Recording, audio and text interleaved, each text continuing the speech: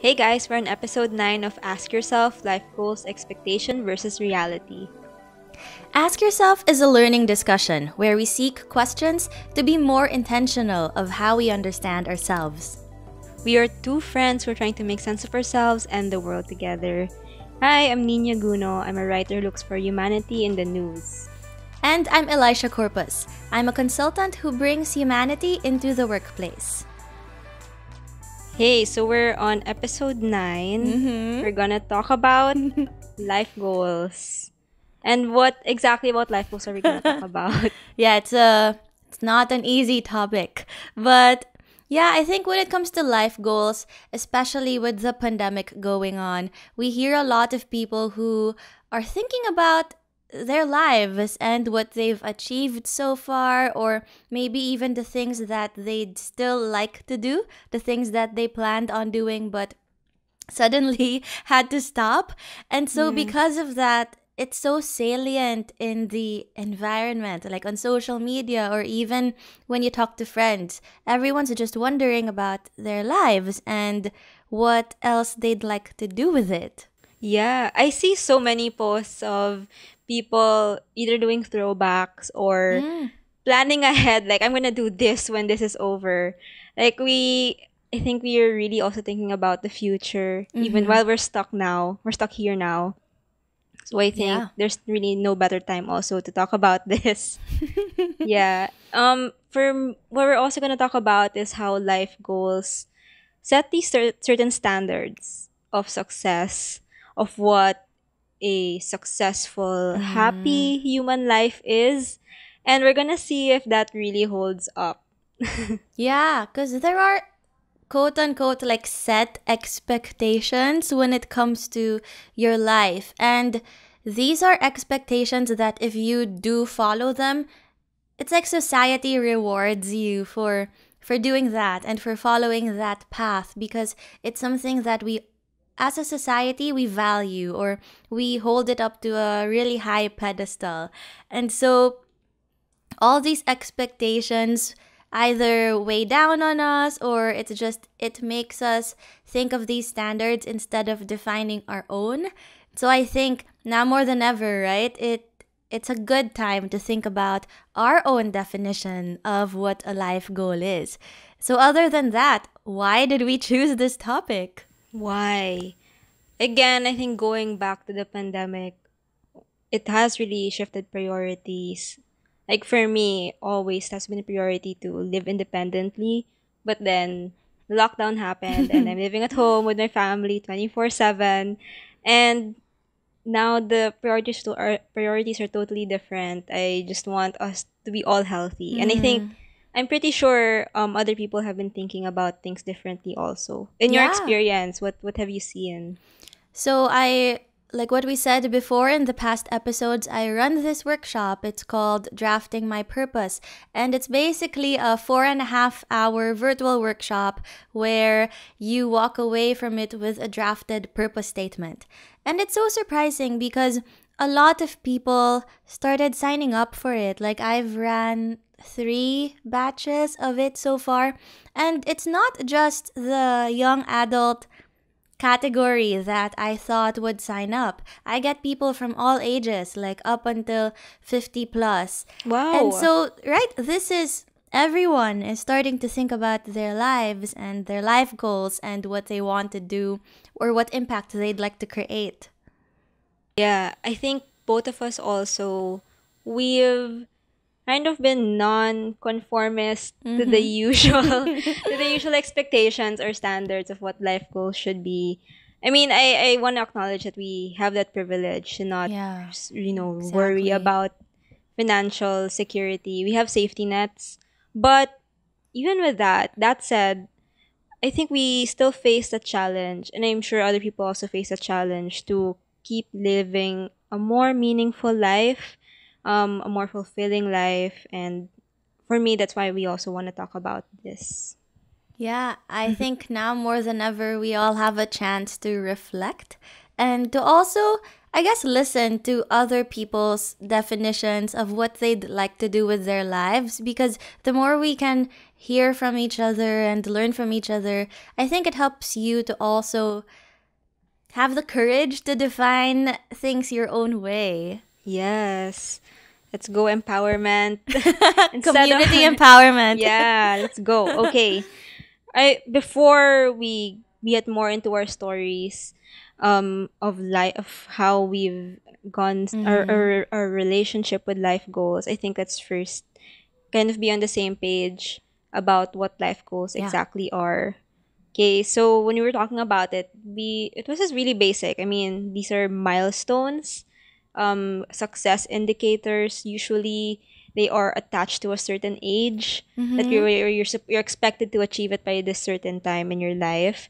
So, commonly these are to graduate or get a degree, get a job, get a car, get house and lot, and somehow one day have enough money saved up so you can retire and live a peaceful life for the rest of your Mm-hmm. days. Mm-hmm. And when I was thinking about this also, it's not also as straightforward as just get a degree, get a job.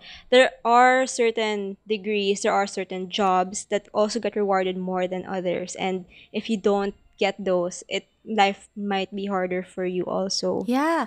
See, I think that's what makes life goals set by other people so hard because you think that you've achieved it, like you think you've graduated from college because people say you have to go to college and graduate. Yeah. And then you realize that, oh, there are certain schools or courses that are more rewarded than others. And so you just keep on going down a level and down a level because we have so many standards that we have set for everyone around us and for ourselves. Exactly. So I guess it's going to the expectation and reality Mhm. part of it. I guess the expectation is if you're able to achieve all of these, your life is better. You'll be happier. You're considered successful in the eyes of others. Yeah, yeah. I think that's the key word there, right? Like Yeah. when you look at expectations, it's about the expectations that others have defined. And Hmm. so when you base it on that and you just follow that, then you are hitting these milestones, but it's based on other people's definition of what success looks like.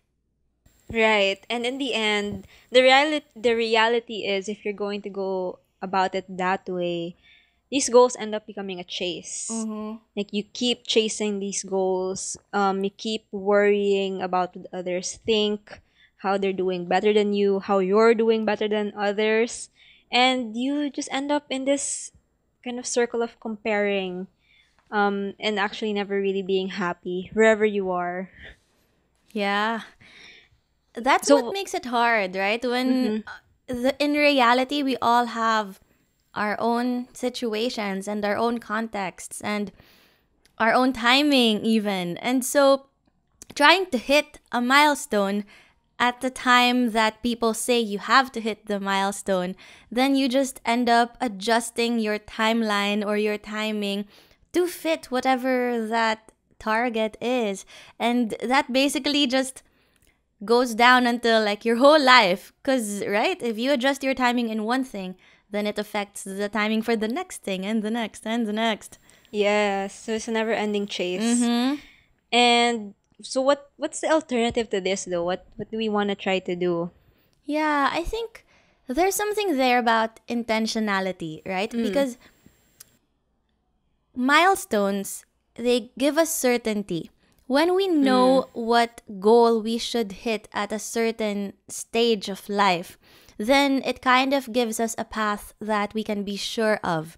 That, okay, if I graduate on time, then okay, check the box. If I get married by a certain time, cool, check the box. But the thing is, certainty is so hard to achieve because it's impossible. it's impossible. Exactly, right? Like, even with our situation now, I'm sure people who thought they were so sure of their decisions for 2020, poof, it's Yeah. gone.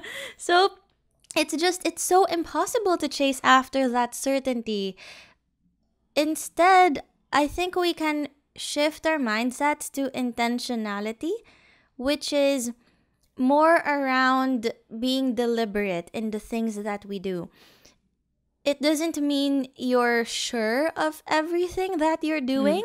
It's more of, even though I don't know or I'm not sure, at least I know that I don't know. I know that I'm not sure. And I'm going for this fully knowing that I'm here to learn or I'm here to experience this because I don't know what it's like.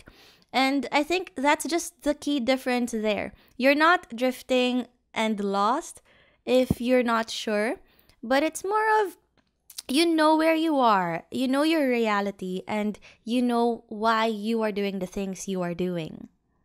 Mhm. I think that's so important that it's really for yourself Mm, and not because you're living out a life that somebody else or society dictated. And I think this is a chance for us to ask ourselves. So our mm-hmm. first ask yourself question is, where did my concept of life goals come from? And how has this influenced my definition of success? Yeah, I think that's a very hard question because you have to really look back in your past experiences. Just try to see if there's a certain life goal that you believe to be true. You have to look back and think, when did I hear about this, or who was that person that I used as my standard? And I think if Mm-hmm. we know that, if we know where these beliefs came from for us, then we can try to shift to driving the milestones and the standards that we want to hit instead of having the milestones drive our lives, that we're just following it. But we have to be Hmm. in control of these milestones that we're going after. Right. You're not just on autopilot Yeah. and not really thinking about what to do next. I think it's actually also not a happy life, I would say. You know, having to just drift and not and know that you're so sure of everything that's gonna happen next. I don't think it's as fulfilling a life. Yeah. Because it's also like you have no agency over what you'll do or the mistakes that you'll make because you're just trying to follow a path that you Mm-hmm. think or you were told you have to do. So maybe this is a good time to share about our experiences because we have to follow and also reflect on the questions that we ask. So Yeah. maybe we can also look back and see where did our definitions of success or life goals come from. So you get to go first. All right. Yeah, you want to tell us a little bit Oh about maybe just gosh. your experience in the past? Okay. So the question again is, where did my concept of life goals come from and how has this influenced my definition of Mm-hmm. success? I would say I would really go back to childhood, which actually is where a lot of things really come from.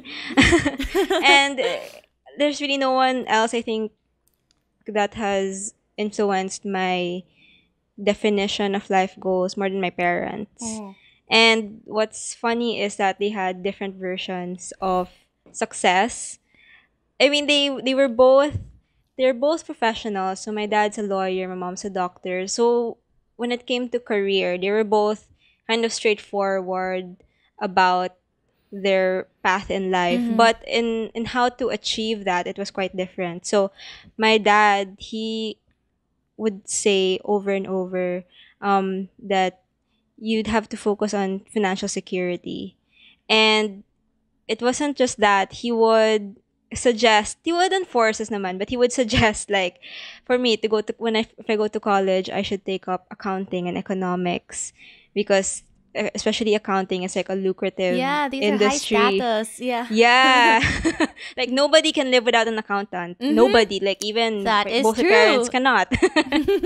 Yeah, and he also wanted me to go to law school. He wanted me and my siblings to do that. And I get it. I get that it seems like there is a temptation to just follow that and feel like things would be easy from there. But when he would suggest those things, it would make me think also, if does that really fit for me? Does this really fit my Mm-hmm. strengths and what's important to me, what I'm passionate about? And what would happen is whenever my dad would make a suggestion about a certain track to follow, it would be a red flag. I'd be like, I'm not following that one. I know I'm not gonna follow that one. But my mom, on the other hand, she was more of follow or do what you love and make sure that you're serving other people. And the latter was something that was most important and that she was most consistent with throughout our lives. And so it was a bit conflicting. Like I do Mm. want to follow what I love and I do want to help other people, but you know those careers, the jobs in those kinds of fields, they don't pay well. Sadly, and then you have on the other hand, which I understand from my dad, that you'd want to be financially stable. I was so confused. It was confusing, and I so what bet. happened? So what happened was, after I finished college, I felt kind of lost. I knew I didn't want to follow either of my parents' careers, so I really didn't have somebody to guide me through it, Yeah. and I had a vague idea of what I was happy doing. I knew I liked to write. I knew I had advocacies like education. So I was applying to anything. And what happened was I applied to news jobs, to writing jobs. No one was hiring me. So and then by chance, I found out that there was this startup. It was an after school learning center. It was progressive. Mm-hmm. And I did a trial run with them. I was really happy about it. And it's called Tula. And I knew I wanted to work there. I knew that I wanted that to be my first Mm-hmm. job, even if it wasn't really in my plan at Yeah. all. And when I told Yeah, it, I, Nina and kids? What? ano ba? I try naman. I mean, like, I like teaching. I like teaching kids naman. But, like, having them is another story. Yeah, I Another know. life For another goal. episode for Yeah, us. another life goal that I'm not gonna conform to, maybe. So what happened was I was so excited about it. I told my dad about it, and then he asked me about the salary, and he said, "Don't take it." Mm. And then I took it.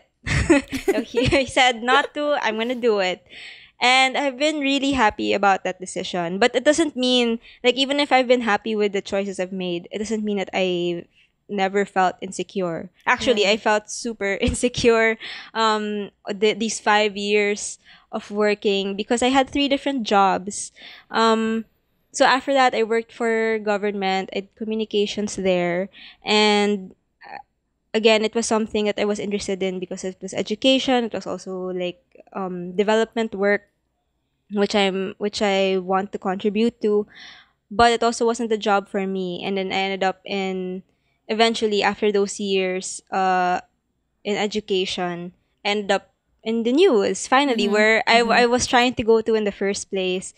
And what's funny is that um all of those jobs, none of them existed. Those positions that I applied to eventually, none of them existed before I Mm. graduated. So I think one of the things also that I learned about life goals is you really can't have a super strict plan about it. It's impossible, and you might miss out on amazing opportunities if you're so restrictive about it. So that's one. But another thing also, like I said, all these jobs actually, the paths I chose, again, they're not the best paying jobs. Mm-hmm. The best paying one was actually in government. And I wish I had the heart to stay in it, but really wasn't for me. If Yeah. I did, I would, I know I would be more financially secure, but it just wasn't for me. And, so when I went to the news, I actually took a salary lower than what I was earning before, Mm-hmm. but I've lasted for like 3 years. So I think I'm in a better place. I'm happier even Yeah. with that lower salary. It's fine. But again, even with that, I, it wasn't fine. You know, at first it wasn't fine for me. I started going to therapy in 2018, and one of my first sessions, I broke down about that I felt like I wasn't measuring up to what my peers were achieving. Yeah. I mean, since I was like, we were 3 years into working already, so some people were already getting promoted. They were able to afford a new car, a new place on their own, and I was starting out again in another career, and I felt so insecure about that. And my therapist asked me, if you look at their lives, is that what you want to live? And when I thought about it, I didn't. I didn't want to follow their tracks. I liked the path that I chose so far. Mm-hmm.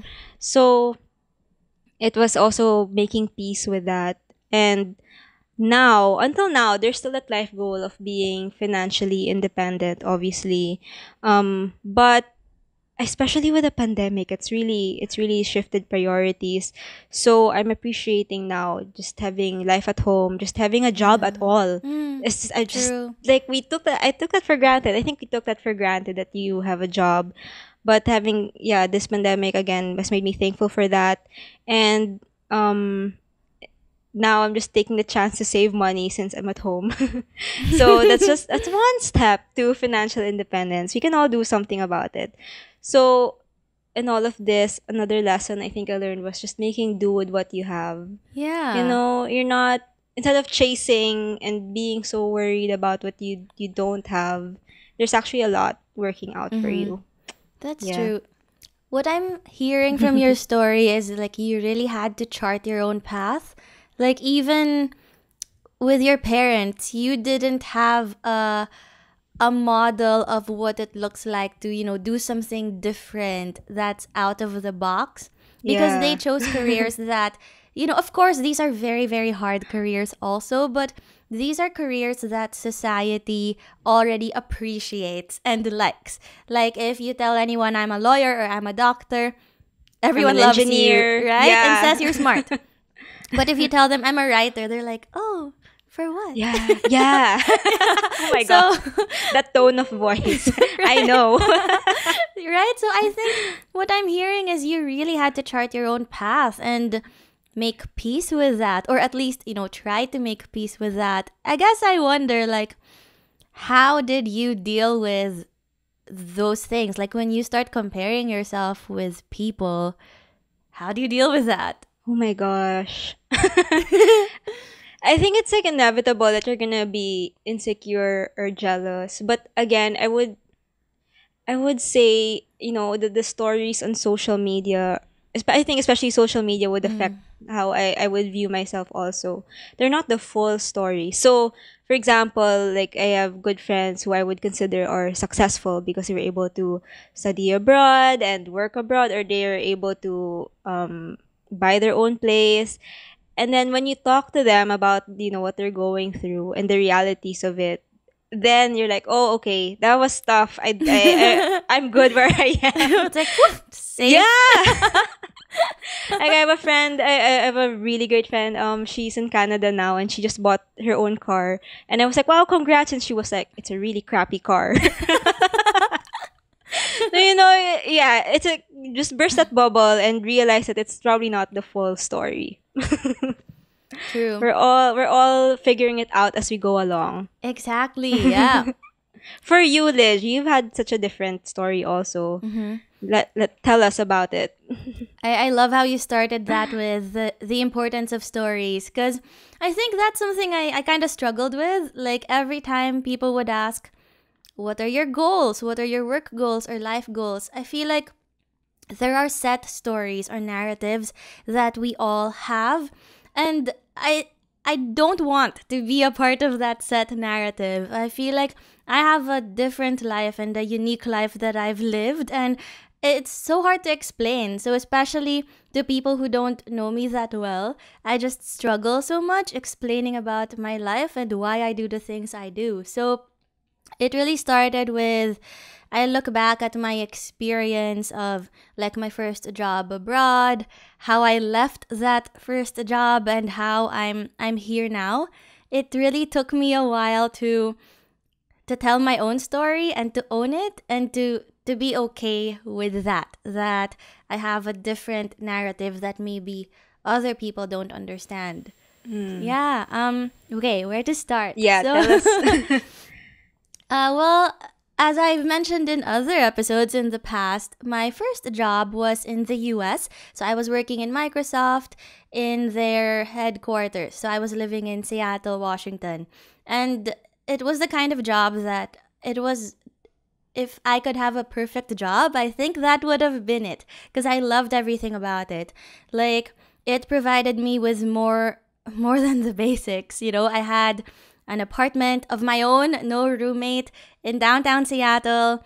My area was the popping area with like bars and restaurants. And, I was so lucky because my apartment was on auto pay. And so my salary was really, I don't think I'll ever get paid that much again Ever in my again. life. So I was so, so, so lucky. And even the job that I had, like you would think a corporate job would be like you'll be a slave, but no, I felt so empowered in that job. It was a job with meaning, and I really felt like I was doing something for the world because I was working on programs for a global audience. Like 150,000 people around the world could potentially see the stuff you do. And so I really really felt that. But I guess like this is where the first narrative that confused me was people say you're supposed to work hard, like keep on working, just keep your head down and do well because that's when you'll get success. That's when you'll get good pay and your own apartment. But that confused me because at 23, I got everything. And so I'm like, oh, that feels so weird. Like, I didn't, right? I mean, I guess I did work hard to get into my interviews, but it felt wrong in a way because I know that I didn't work as hard as what everyone says you have to do. Like, I Like it didn't takes wait. years, like a whole Yeah. lifetime to achieve what the I things that you didn't were wait able to five have. years or 10 years to do Yeah. that. And that was the first thing that kind of bothered me because I didn't know how to explain how I got what I got. Yeah. And then I guess the next narrative that confused me was that people say you work hard so you can deserve your success, but I know that it wasn't just my hard work that got me there. Like I know Mm. that a lot of it was privilege. Like I was lucky Yeah. to be born in the right family or the right school and to I don't know, even speak the right language, right? Like these things are factors that I did not have control over, but Mm-hmm. there I was enjoying all these amazing things. And it wasn't because I was smart or I was good. A lot of it was because I had so much privilege in my life. And, But girl, you're smart naman. Grabe. Like, but see, like, I think, well, one of the experiences that made me feel that was long story short, there was this one time I sat in a public bus beside a Filipina and it was payday week. I think it was even payday day. And for me, what I was thinking, my plan in my head that day was I'll go to Sephora to buy like this new release product. And I was eavesdropping on her call, and her call was she was talking to her mom and she was telling her mom, Nay, bilhin nyo na. And then I saw her phone and she was on the Abenson website looking at refrigerators.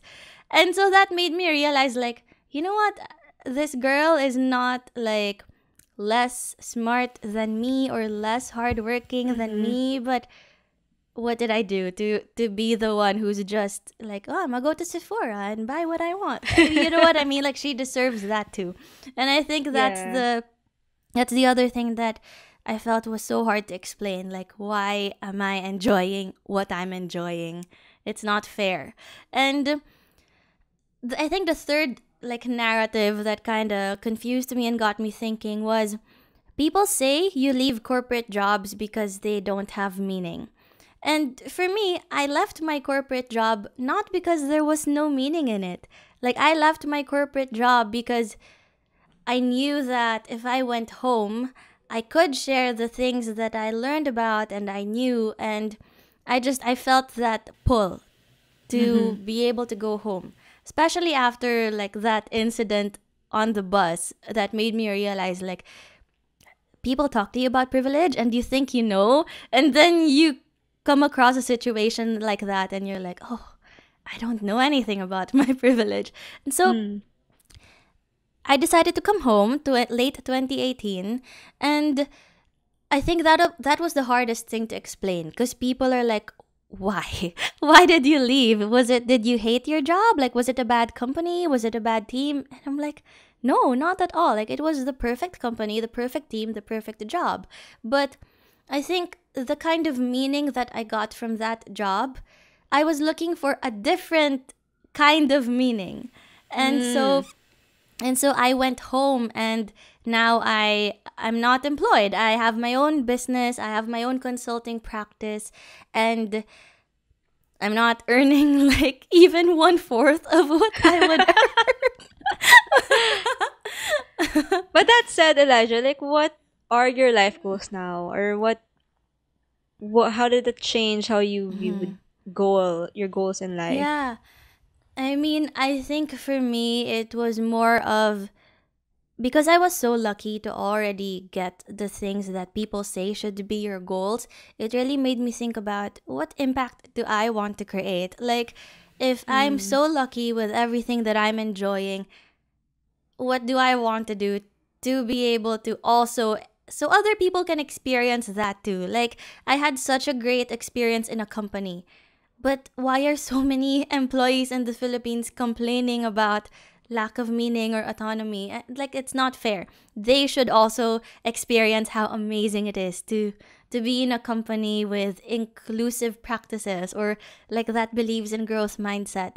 So yeah, I think for me, when I think about the life goals, it's more of that, like, what impact can I possibly do, no matter how little, to It's be able something to like, do that. yeah, something more outside of yourself.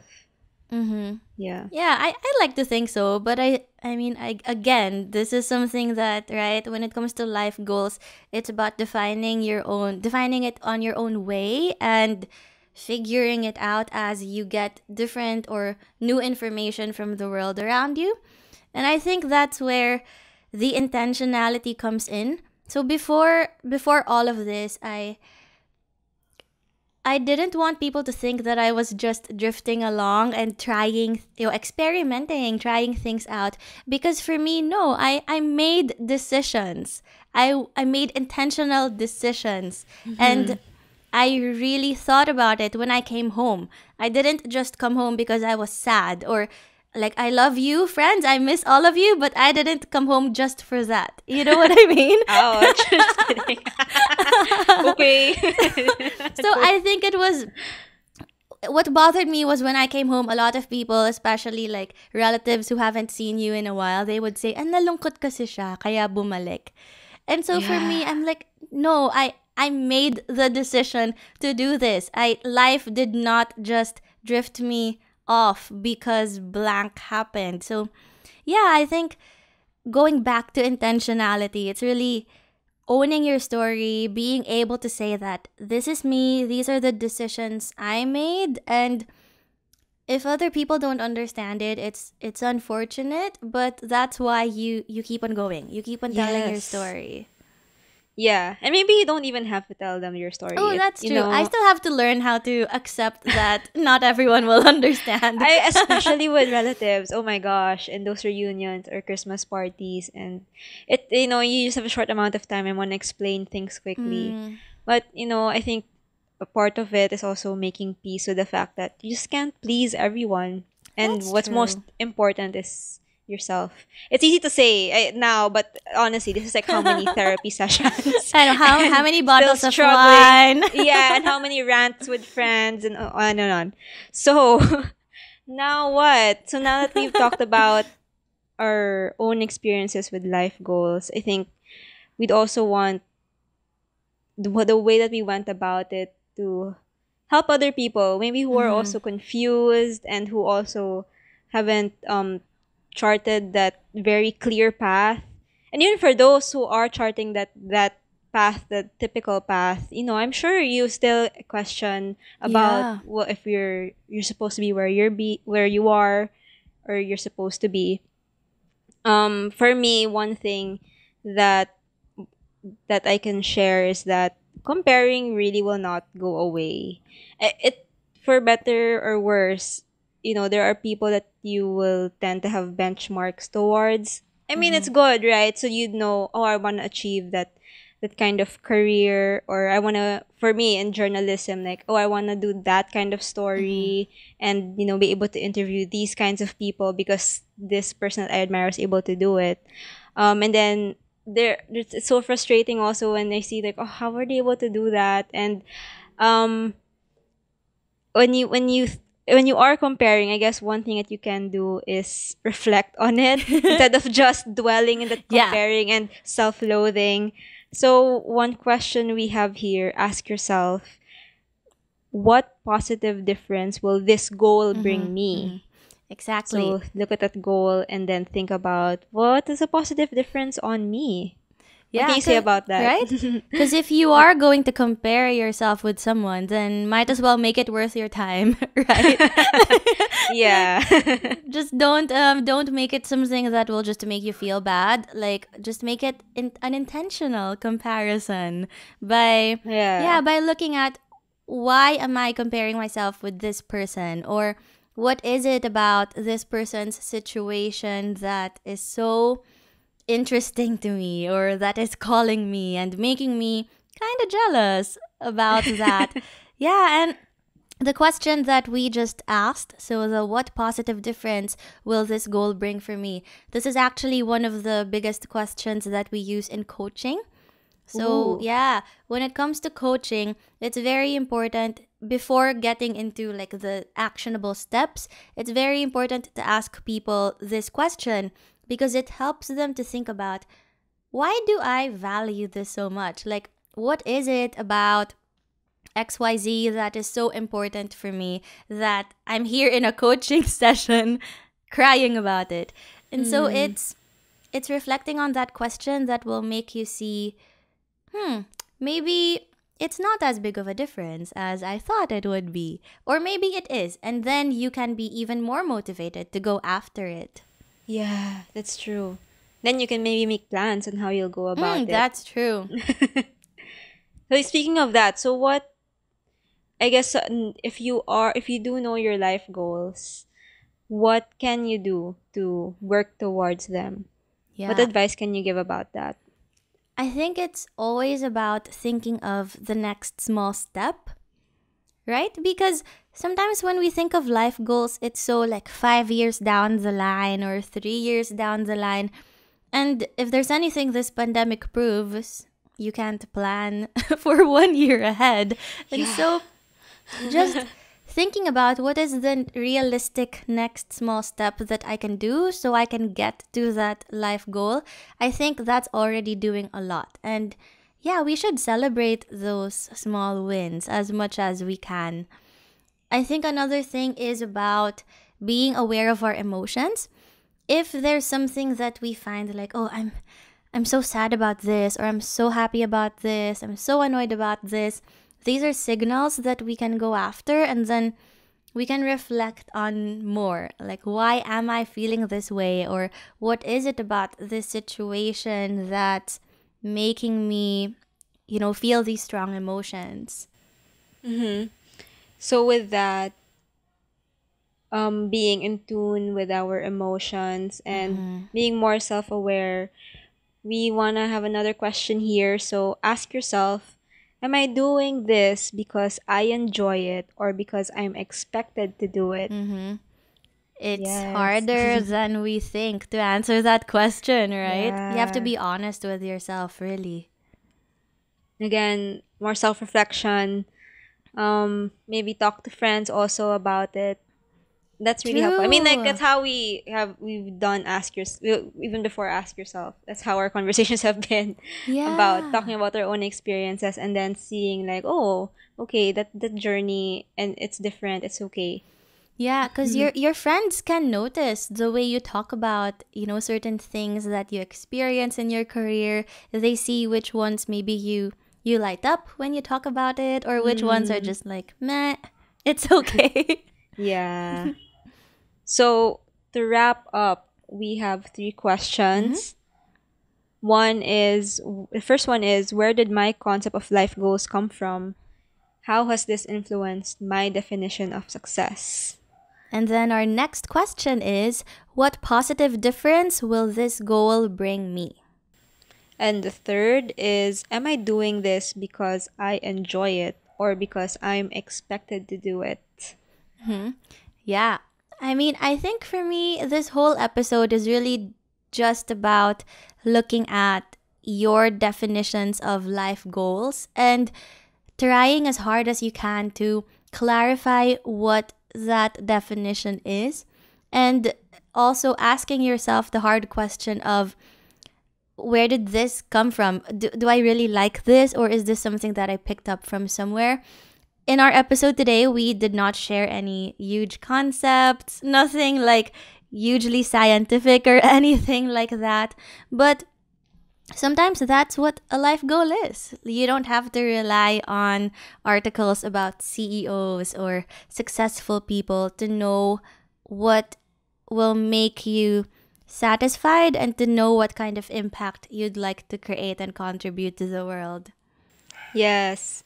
For me, I just want to share that I recently watched Enola Holmes.